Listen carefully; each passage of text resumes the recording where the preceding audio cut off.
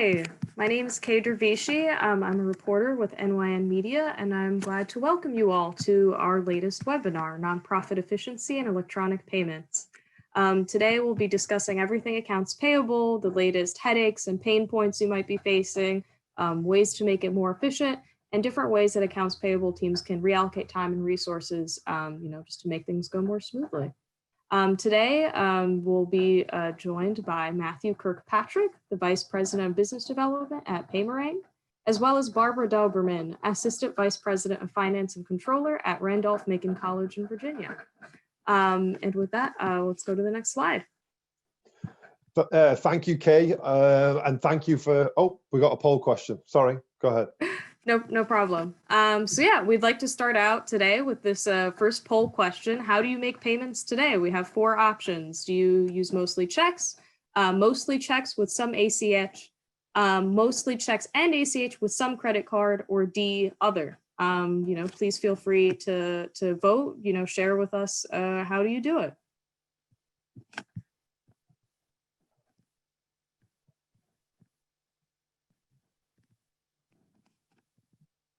Again, the poll should be popping up on your screen if you're interested in sort of sharing a bit of what your experience is making payments. What sort of different options are you guys at your organization pursuing? Please feel free to fill out the poll whenever you can.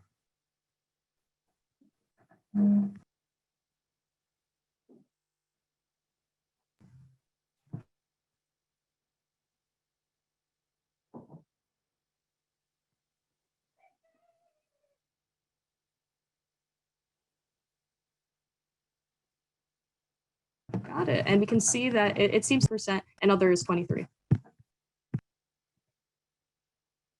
And with that, I'll leave it to Matthew. You feel free to get started.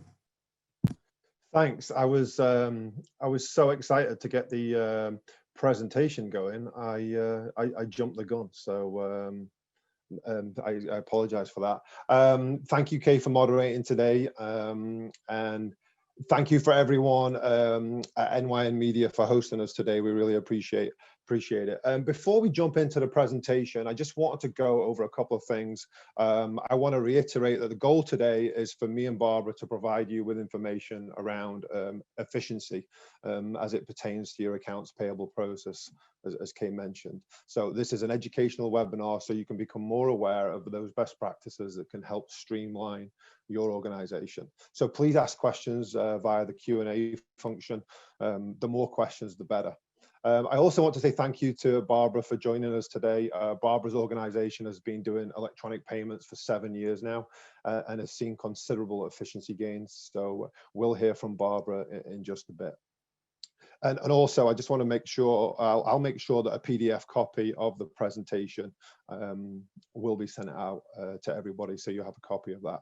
So without further ado, let's get started. So on the first slide, accounts payable, or AP as I refer to it, is now busier than ever.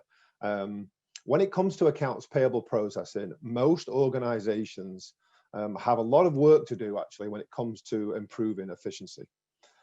1/3 of accounts payable professionals are working longer hours these days, according to a survey conducted during a virtual town hall meeting organized by the Institute of Finance and Management, also known as the IOFM. So 8% of accounts payable professionals are working an additional 2 hours per day.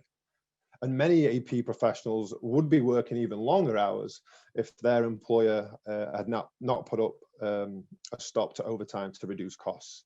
So making matters worse, much of this time is spent on low value activities such as check printing and envelope stuffing, and it can get quite monotonous, the drudgery of it can get quite mundane. And that's what we're here to talk about today. Next slide, please. So AP leaders are eager to improve operational efficiency. So they're always looking for ways to improve the effectiveness and the efficiency of the operation. 25% of payables leaders surveyed by the IOFM, what I just mentioned, say that ensuring productivity is their biggest challenge in our new reality. So 24% of accounts payable leaders admit that it's a struggle to get suppliers paid on time. And the new reality we're all living in, it's impacted efficiency across the board and across the accounts payable life cycle, including, it's not just a few things on the list, but there's others as well, but including invoice receipt, invoice data capture, approval workflows, and then exceptions resolution. So one way to improve efficiency is to pay suppliers electronically instead of manual paper checks. Next slide, please. So there are multiple ways, but we're just going to start and focus on 5 ways that electronic payments improve efficiency. And we'll start with these 5. Next slide. So number 1, make your AP process less complicated. So with the right platform, a single payment file upload can initiate payments to all vendors. Instructions are passed and payments are remitted in all payment methods, including paper check, virtual card, and ACH. So just make it super easy. Next slide. So number 2 is seamlessly integrate with any ERP. So it's super easy to integrate if you get the right platform. So electronic payments can be seamlessly integrated with any ERP without requiring material changes to existing AP workflow processes. So approved transactions are uploaded downstream, eliminating the duplicate entry of invoice information, and then enabling automatic updates of invoice and payment information to the ERP application. So it can be a lot less complicated than you think, and it really is easy integration. Next slide. Number 3 is experience better cash management.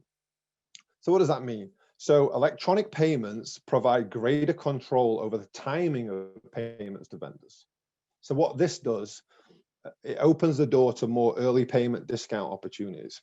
80% of businesses receive invoices that offer early payment discounts.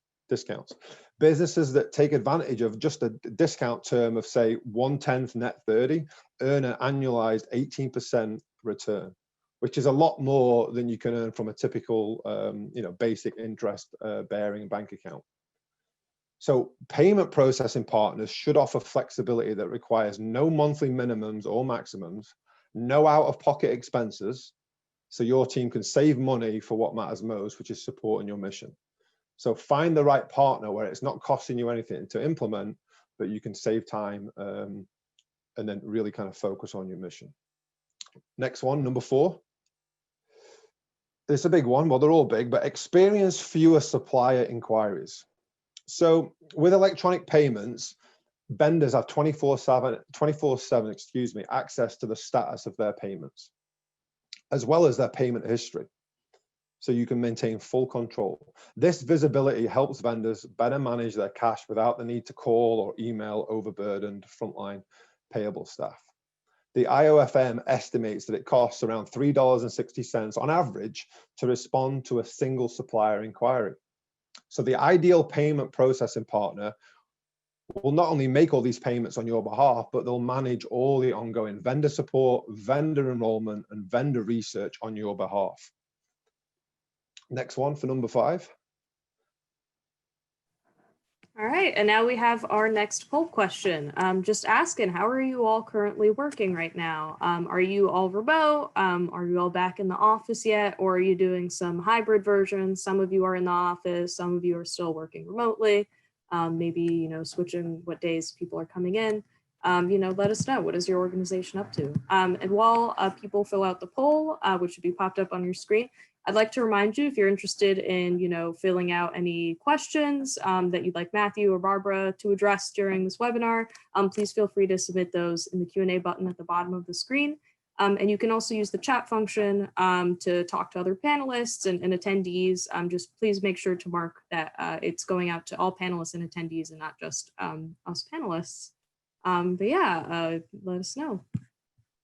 All right, it looks like most people are doing some remote, some office, about 44% of respondents, but we still have a good amount of people going full remote, 39%, and 17% are actually fully in the office. All right. Next slide, Kate.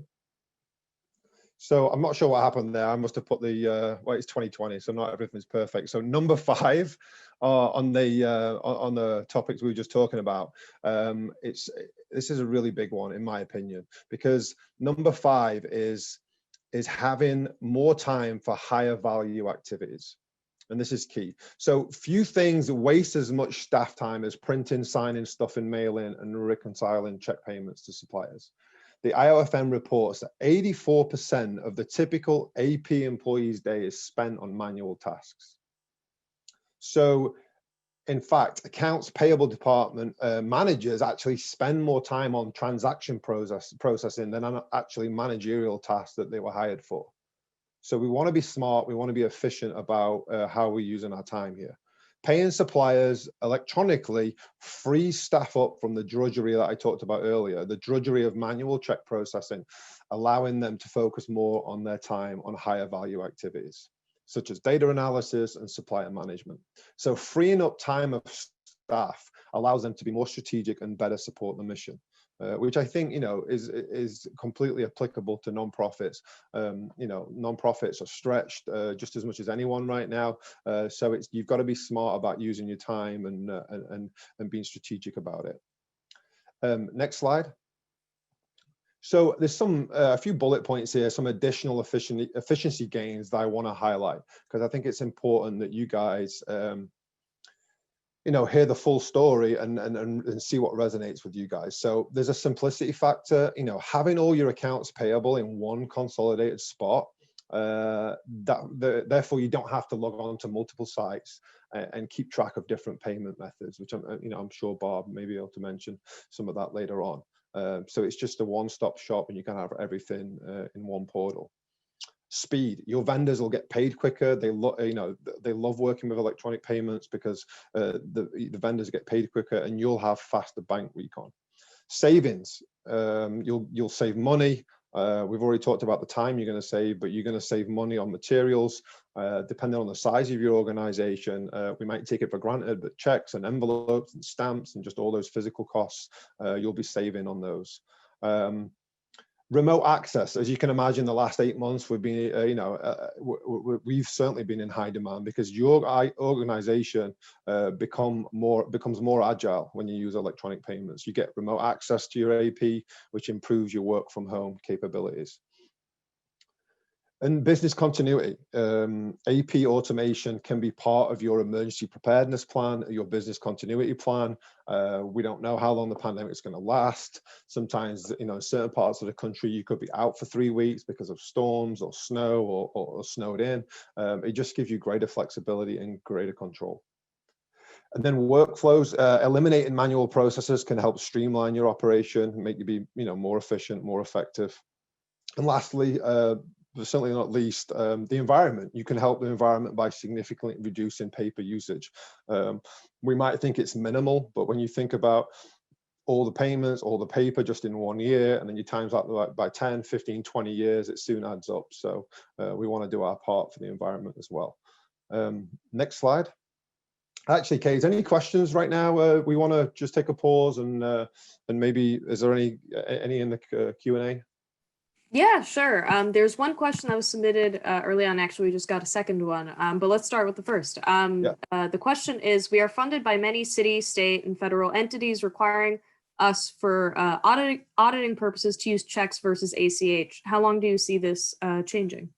I'm not sure exactly. I'd be able to find out the exact answer to that, but we can certainly work with individual situations where we can, because for us anyway, I can't speak for every electronic payments provider, but we can take on that responsibility and continue to do checks for those who need checks, and then do some ACH and some card. The key is you don't have to be doing that anymore. So like all those checks that you have to currently write, we can do that on your behalf, which obviously makes you more secure and you do less work. But certainly if you want to do, you could reach me outside of this webinar, and I can dig a little bit deeper and try and get you a more pertinent answer, if that makes sense. Got it. And I'll just throw the second question at you too. Yeah. So one attendee wants to know, how do you get your boss on board with updating the accounting system so that it is more efficient and modernized when they're used to doing a certain process at the organization, even though it decreases productivity? So make sure I understand this. How do we get the organizations to update their accounting systems? Yeah, the idea is how do you get your boss to sort of sign on to it because they're used to a certain a certain I process get it. that might be less productive.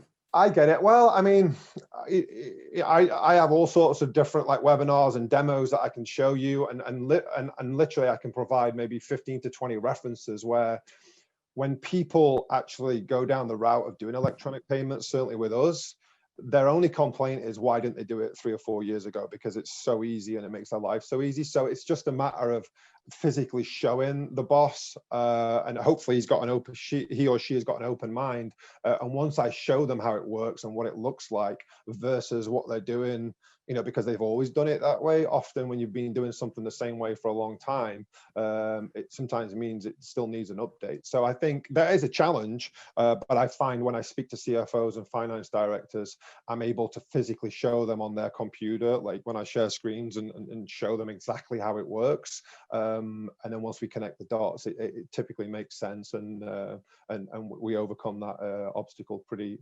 quickly. Got it. Yeah, and I'd just like to remind audience members, please feel free to, submit any questions in the Q&A button at the bottom. Matthew will be able to answer them throughout the webinar. So please keep that in mind. Thank you, Kay. Okay, so moving along. So what does payment automation look like for your team? Next slide. So obviously every situation is different and every organization is unique, but traditional offerings are typically a little clunky. So you'll have step one where you've got to print checks, stuff them, mail them out, reconcile, and use positive pay, hopefully. Step two, you're looking at research, suppliers, enroll into ACH and manage all that info. Step three, creating the payment files by type, organizing that, and then you've got the delivery and the e-remit of the payment details.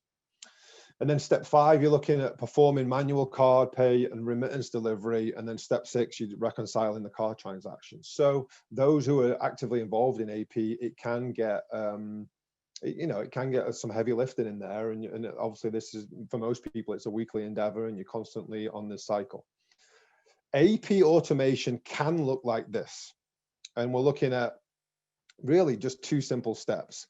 Obviously this is simplifying it, but in essence, you're uploading a file from your ERP, and instead of doing the check run and paying all those bills individually, you create and fund the batch in the portal. And that's it. You mark everything as paid on your end, and that's when your payment company will get to work. So it significantly reduces a lot of steps, and you can make your life much easier and have your organization run more efficiently. Next slide. So I've mentioned a couple of times here that automating your accounts payable will save you time. So here's the question, and I get this quite a lot.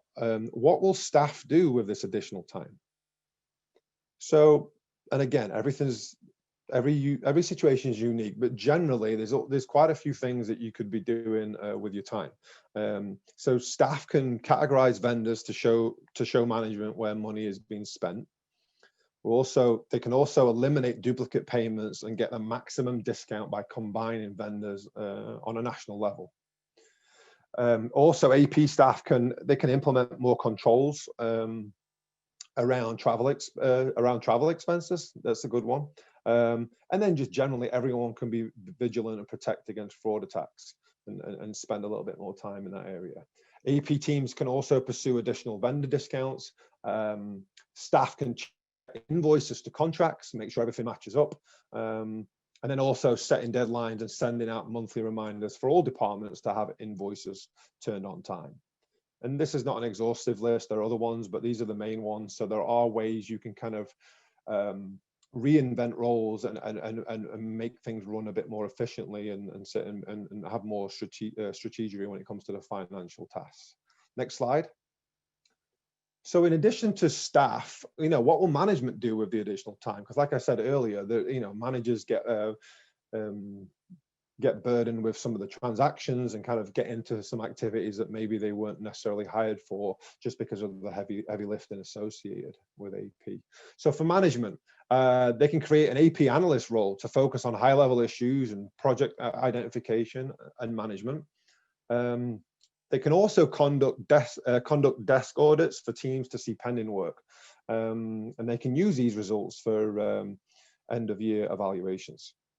Management teams can also upgrade team skills via certification, audio conferences, and internal training. And they can also streamline group communication channels and regularly schedule one-on-ones. And this is a big one too, because I know we've done it as well internally. They can cross-train staff to provide backup and ensure team has more well-rounded knowledge in case of emergencies or situations change. It's good to have folks who know enough in certain different areas, so that cross-training is important. And then management can develop and monitor metrics and benchmarks as well. So I can't stress this enough in the sense of there are many benefits to electronic payments, but from non-profits, they're freeing up the staff to maybe redirect and work on other things, not just staff but management, but to be more strategic when it comes to the financial tasks, and ultimately better support the mission, which is at the heart of everyone. Any questions in the Q&A, Kay? Not at the moment, but if you have any other questions that pop up as Matthew's talking and outlining the benefits of the automatic payments, please feel free to submit them as they come up, and also feel free to use the chat function as well. Just remember to mark all panelists and attendees when you're sending in a message just about any comments or reactions you might have. Thanks. Awesome, Kay. Awesome. Next slide, and then next one. So next steps, and we're near at the time to go to Bob, but I just wanted to kind of go over briefly without getting into too much detail. Basically, you need to look at your organization and can you secure the payments yourself, do it in-house, or you can let a payments provider help, or certainly look into it and have a conversation. You certainly have nothing to lose and a lot to gain. So the slide on the what you can see now just gives you a visual of how Paymerang works. And I just want to be clear about a couple of things. We're not a software company. We are an ePayable solutions company. So that means we're ERP agnostic. So we work with any ERP and we can integrate our solution alongside your existing software. So just quickly, how does it work? I kind of briefly mentioned it earlier, but in essence, you're just uploading a payment file in our portal. You confirm, create, and fund a batch in our portal, and then you simply mark everything's paid on your end, and you're done. So regardless of who you use for electronic payments, you certainly should look into this. For us, you're simply wiring us the bulk amount of money for the bills that week, and then we handle all the individual disbursements to your vendors. So it just eliminates a lot of steps on your end, makes you more secure and efficient. So you will have full control of who gets paid, how much they get paid, when they get paid. So like I just said, you have full control over everything. And real quick, we process payments 3 times a day. If it's submitted and funded by 2:30 East Coast time, payment goes the same day. So that's just an example of how quickly your vendors do get paid. And the key to all this is you've got to make sure you use a very vendor-friendly company. We want to pay the vendors the way they want to be paid. So if they want checks, they'll get checks. The key is we're doing it all on your behalf, so you don't have to. So 3 options: ACH, card, or check, like I mentioned earlier. We do all that. And then, like I said, the ACH stuff, remittances in the body of an email the same day, funds are deposited the next business day. It just gives you an example. And then our team calls any rejects within 24 hours. And then on the card side, we use pre-funded single-use virtual cards. Instructions and remittance are delivered straight away, and 90% settle in 3 days. The ones who don't settle, we pick up the phone and call them once they're 7 days outstanding. And then checks, those who want checks, they're going to have your logo on. They look the same as they do now, except they have our routing and an account number on them, not yours. This is to constantly, shield your information from being out in the public sphere, just because fraud is exploding. So we have numerous controls in that area. That's just to give you an idea. Checks are printed and mailed within 24 hours, and we contact those who are 14 days outstanding. So not only do we make all the payments quickly and securely, we do all the recon, the follow-up as well. We do all the heavy lifting, so you don't have to, which I've kind of gone through some of those in the previous slides. So we lighten your load and take it off your plate. So the bottom line is we make sure your payments are secure and settled. You become much more efficient along the way. I urge you to look into this to see if you can, to see if it's a good fit for you guys, whoever you use, but you should really take a look at your operation and see if you can make some efficiency gains. So yeah, we take on that responsibility and liability so you can spend more time focusing on the mission like we talked about. And then, we save you time and money. We can send you quarterly cash rewards. So yes, you can make a profit by doing less work. So hope that gives you an idea about some of the efficiency gains and best practices. Like I said, we'll be sending the PDF. Any questions, Kay, before we introduce Barbara and let Barbara join in? Yeah, no, there are two more that just came in. So I'll start with the first. Doesn't this create more work for the check signers? Isn't it more work for them to review the backup online versus paper? It's not more work for the company, say like company X, who decides to use Paymerang. We do all the check writing, we do all the ACH, we do it all. We do all the individual disbursements. So maybe Barb can answer this better than I can, but you guys are no longer doing that. We're doing it all. So you're just reconciling the lump sum for that week. Let's say it's $45,000. You're reconciling that. We make sure that your ERP speaks with Paymerang and you mark it as paid on your end. So you're no longer writing any checks. Our team are doing that for you. So it certainly doesn't increase your workload. It's the opposite. And the second question asks, will our bank account number appear on the checks if you issue checks on our behalf? No. So the way it works is, basically, we use a for benefit of account. So basically, let's say company X wires us $45,000, and then we distribute the ACHs, the card payments, and the checks. The checks are going to have our CFO signature and our routing in a bank account number on them, because you're wiring the money to our for benefit of account, and then we write the checks from that. So it's going to be our routing and account number on those checks. Because you've wired them to our bank and then we send them out. So the liability and responsibility is on us. And again, it protects. There's a lot of check fraud out there, as we discussed on the previous webinar. So it's shielding your banking information from being out in the public sphere, and it's our banking information that's going to be out there. You'll still have, the checks will still have your logo on it. And obviously we give your vendors a lot of notice before we start the program to say, hey, you're going to be getting payments from company X, from Paymerang. So the checks look like they're coming from you, but they're actually coming from us with our banking information on them. So hopefully that clarifies that. Got it. And actually, the attendee who submitted the first question just wanted to follow up. She said she was asking about the check writer, not talking about the check writer, but rather the check signer, the person proving the payment. Is there more effort on their part? So we customize the approval process in our portal. So basically, one employee creates the batch, submits the batch in our portal with all the individual payments for, say, 45,000. Then a second person goes in and approves that batch, someone higher up, and typically the wire acts as a second approval. So then again, they're just confirming this import and creating the batch with that amount, and then they're reconciling that on their in their accounting software for that 45,000, and then Paymerang is going to be submitting all those checks, all the ACH, and all the card. So hopefully I'm answering this right. Paymerang is going to be writing all the checks. Let's say it's 25% checks, 25% ACH, and 50% card. We handle all those individual disbursements. So the work is on Paymerang to write the checks and sign the checks. So our CFO is signing the checks. Nobody from the company we're working with is signing anything, because part of the approval process is in our portal, and also the wire acts as a secondary approval. All right. And I guess with that, please feel free to continue sending in questions as they come up, and we'll definitely be able to address them as we continue. Absolutely. And sorry, Kate, and feel free. And if I'm not doing a good job answering, feel free to shoot me an email. I can certainly dig into it a little bit deeper. I'd love to hear your comments and thoughts. So do feel free to email me. Sorry, Kate.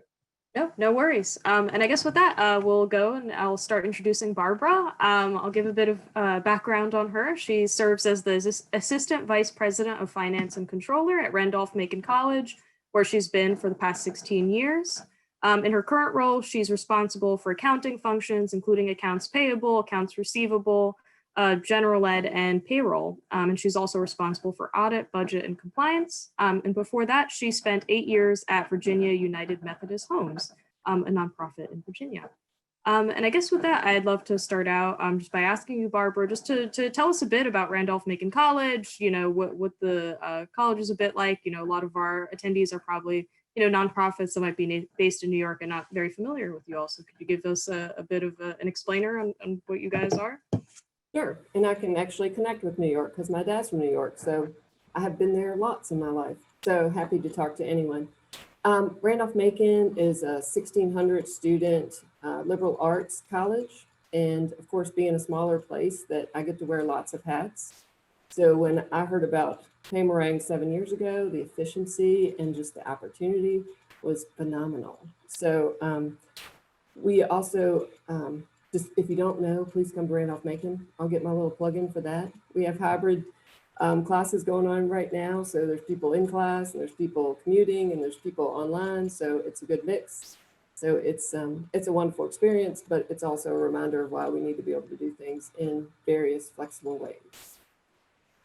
Right, yeah. And you sort of started to allude to, how you guys got involved with Paymerang in the first place. Can you tell me a bit, what is the backstory with how you started doing business with them? Yeah, so it's my favorite story, to be honest with you. We had a salesman call, and of course, we're all a little suspicious. I'll just say that, speculative, hesitant, because we get a lot of sales calls. We started listening to this salesman, and it was so intriguing, and it was what we were looking for. Everybody's looking to get rid of manual checks because they can be so cumbersome and time consuming. And so we kept going on, we vetted it, we kept telling him it sounded too good to be true. He kept telling us why it wasn't. So finally, he convinced us, and the day that we went live, which took like 30 minutes, was phenomenal.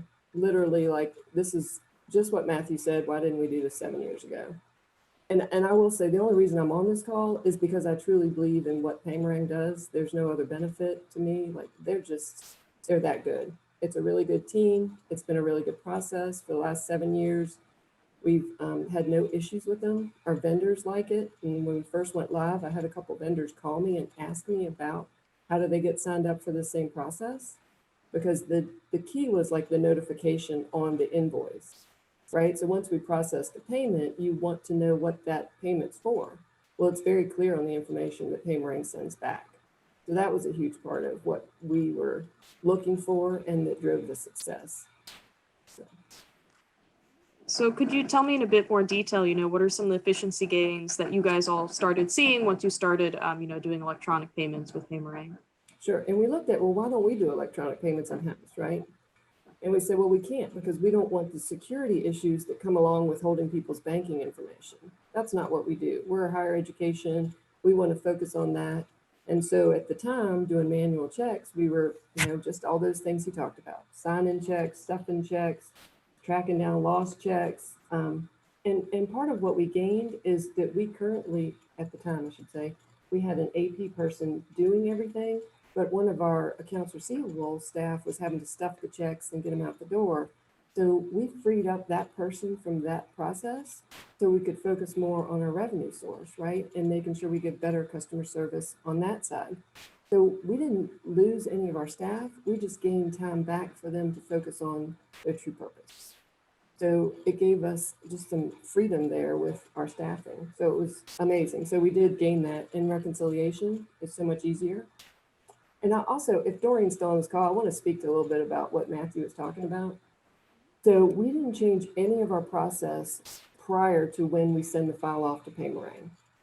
So for the check signer that she's referring to, we still look at the invoices that we get in-house in our check register and go through that with the same detail eye to make sure that everything is in balance and matches up. And then we send the file off to Paymerang. And that's where we really gained the efficiency. So we wouldn't lose our contact with their vendor payments and what we were paying. We just didn't have to worry about how they were getting paid.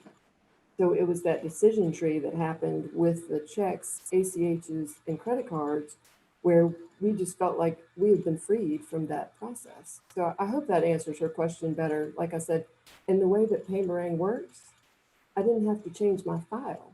So they took our current ERP system, matched up the way I send the file off, and everything is streamlined and goes straight there. So it was literally no change in our accounts payable process. And that's why it was a 30-minute day of going transition live, is because we changed nothing. And our ITS department was not involved at all, nor did they need to be.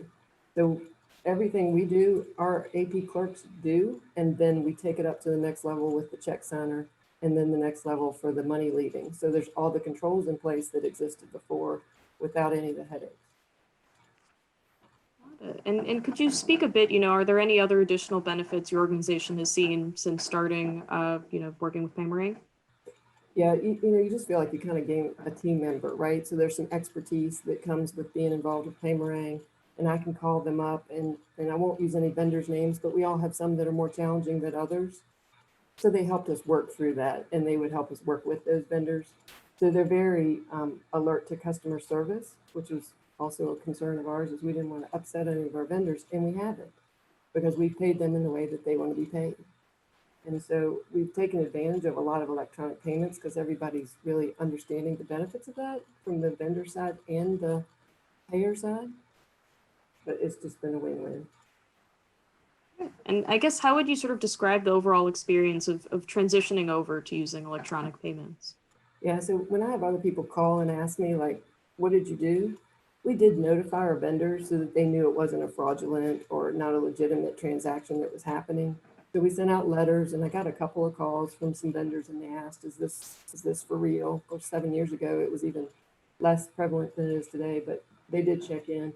And then once they knew and signed up through the very secure Paymerang enrollment process, it's just been really streamlined. So did the notification, they came out and did our go live date, which again, everyone that was worried about it was no longer worried. IT was not involved, which made them extremely happy. And we've gone on since that day with no issues.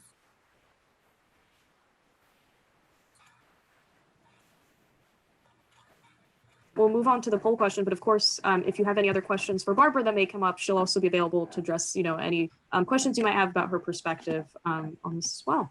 And with that, we'll head to the next slide.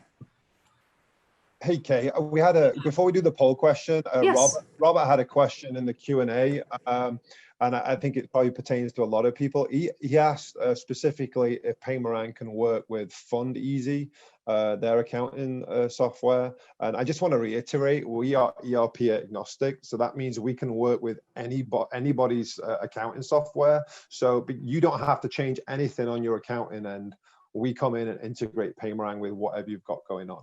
Obviously, we're more familiar with some than others, but we have experts in-house. So the short answer is yes, we can work with FundEasy. The longer answer is we can work with any ERP platform. All right. And I guess with that, I'll move on to the poll question. So it's just asking, would you be interested to learn more about becoming more efficient for zero out-of-pocket costs? No pressure to fill it out, but, let us know. What do you think? And definitely, as we said, the next slide will have some contact information for Matthew, and we'll follow up with all our participants as well, just to make sure that you can connect with any other questions you may have that might come up. And yeah, that's it. And Kay, can I just add something? And I just want to emphasize a point that Barbara made. Folks really need to look at like what's out there, and I think Bob mentioned that we become an extension of your team, and people need to look at that seriously, because we literally become an extension of your current team and help with the process. So we really take it seriously, not just making the payments, it's all the follow-up and recon and service and vendor inquiries and everything that goes on the back end. We take care of that for you. So it's a full service. It's not simply make your payments and let's hope they get reconciled. We do all the follow-up and all that heavy lifting, so you don't have to. So it really is an extension of your team. All right, and it looks like we got 75% yes. So it looks like there's definitely some interest in learning more. And I guess with that, let's go to the next slide, which should have the contact information for Matthew, just so you know, you guys all have that, just his phone and email.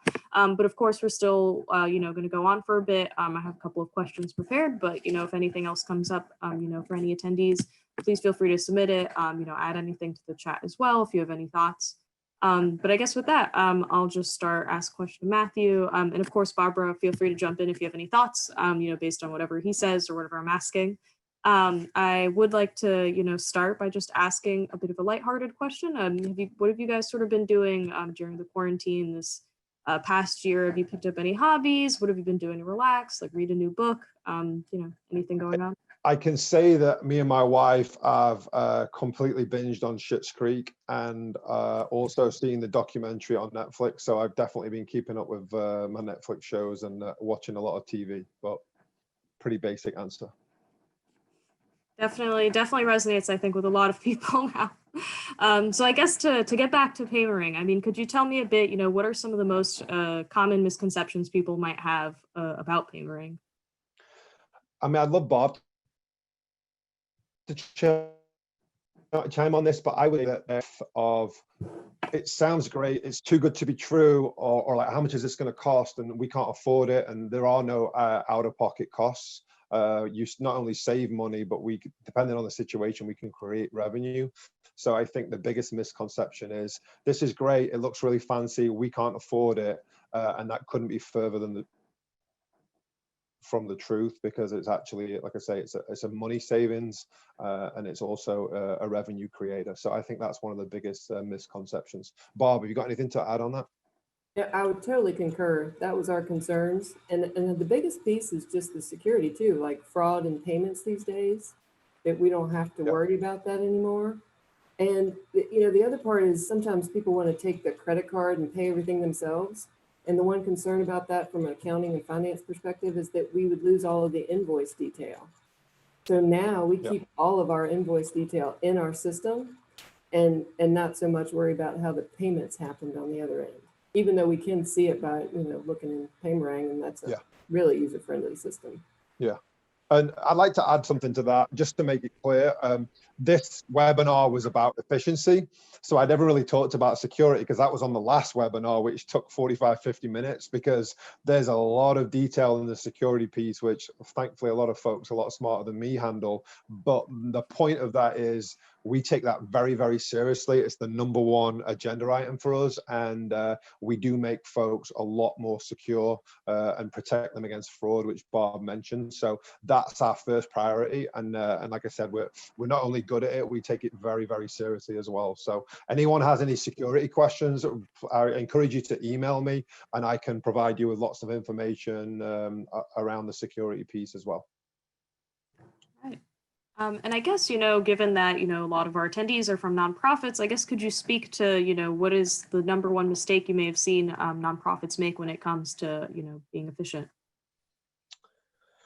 I'm sure Bob might have something here, but from my experience, I kind of ties into my earlier comments. I think people are afraid with engaging with me sometimes because they don't know, and they just they think it's something that they just can't afford, or it's too fancy for them, or we've always done it a certain way for the last 8 years and we've come this far, so let's not change anything because people are scared of change, which is why Paymerang works on referrals all the time, because we like folks to hear it from our clients, because the proof is in the pudding. And once they kind of hear that from other people, and then they kind of develop a little bit of trust, once I have a conversation with people, it kind of it helps them kind of see the light. But initially they're a little bit hesitant because they're kind of scared of the cost, and they're also scared of the change.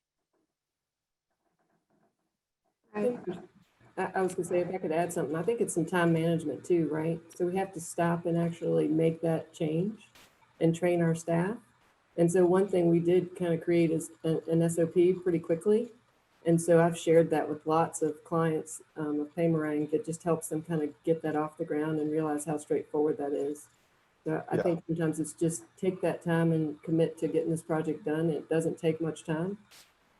Yeah, We're and all absolutely, Kate. And just on that, just to give people a kind of a mental picture, we have a full implementation team that kind of walks folks through step by step. It usually takes around 30 days, and we have 4 calls. Some folks like to take longer and we go at their pace.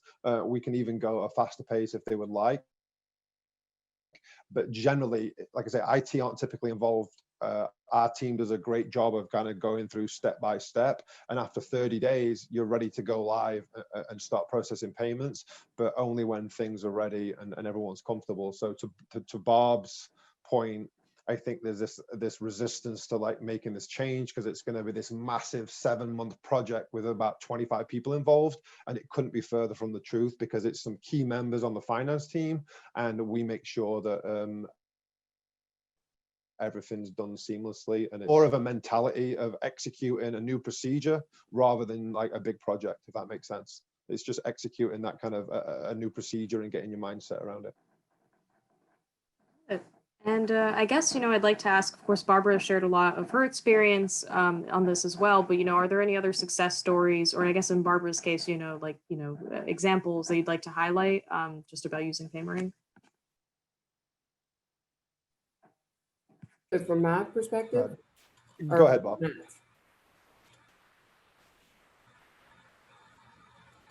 Go ahead, Barbara, if you have anything else to share, or Matthew, jump in. Go ahead. I would say one thing, that the first time that I sent a payment to a high executive in our company and they received it directly into their bank account, I got an email from someone that very rarely communicates in that way. So I will say that you will get some positive feedback, I believe, on your campus or in your company from making that change. So it's a benefit to those individuals too. All right. Oh, sorry, go ahead. Go ahead, Kay. Oh, nothing. I was just interjecting just in case, Matthew, you have anything else to add. No, I think we've covered it all. I just want to kind of say thanks to Bob for joining us, and I appreciate you moderating, Kay. And like I say, I'll make sure that I get the PDF of everything over to you guys, so you have that for your records, and feel free to contact me, even if you have some questions about you doing stuff internally and you want to go that route. I certainly want to be a resource for you guys and help you in any way I can. And I guess with that, that marks the end of this webinar, but I would like to encourage everyone else to keep an eye out for our other upcoming webinars. On Tuesday, November 24th at 1 p.m., we have our annual NYN Checkup webinar. The registration is free and can be found on our website and in the chat. And then on Thursday, November 12th at 10 a.m., we also have our next installment in the AARP webinar series, which is focused on Suffolk County area, with legislators in the region talking about COVID response. The registration is free for that as well and will also be available on our website. Thank you both to Matthew and Barbara for joining us, and to all our attendees today. Thank you, Kay.